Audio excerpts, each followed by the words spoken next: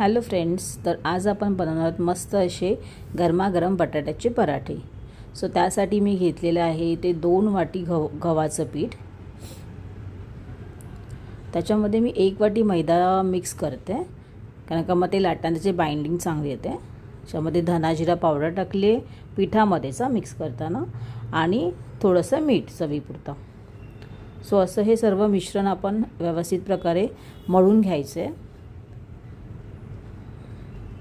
थोडं मळून साईडला ठेवून दिलं की तोपर्यंत आपण नंतर बटाट्याची भाजी रेडी करून घेऊ. अशा प्रकारे व्यवस्थित मळून मी त्याला तेल वगैरे लावून साईडला ठेवून देईन.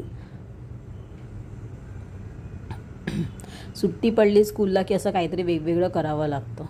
सो आज आमचा प्लॅन होता आम्ही आलू पराठे बनवणार. सो असे मी बटाटे उकडून घेतलेत आणि ते मी किसून घेतले. ते फोकने खूप टाईम जात होता, सो मी ह्याने फटाफट असे किसून घेतले. म्हणजे कन्सिस्टन्सी पण व्यवस्थित झाली त्याची. ओके. सो आता मी एक पॅन गरम केलं, त्याच्यात थोडंसं तेल ॲड केलं.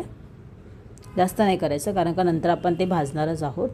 थोडीशी मिरची, फक्त 2 मिरची घातल्यात मी 4 बटाट्यासाठी.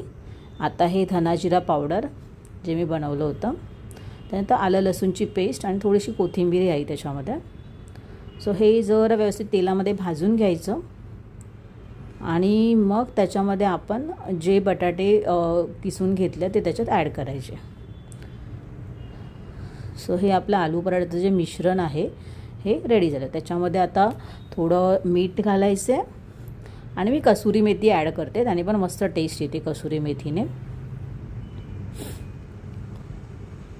बघा, अशा प्रकारे कसुरी मेथी पण ॲड करायची. इवन तुम्ही कोथिंबीरही घालू शकता, पण माझ्याकडे कसुरी मेथी होती तर मी तीच ॲड केली. का असंही मुलं ते असं काही खात नाही. आलू पराठामध्ये वगैरे किंवा पनीरच्या भाजीत वरती घालून दिली का त्यांना ती टेस्ट चांगली येते. मी थोडासा ओवाही घातला आहे त्याच्यामध्ये, हाताने जरासं हे करून. ओके. सो आपलं आता मिश्रण रेडी झालं आहे.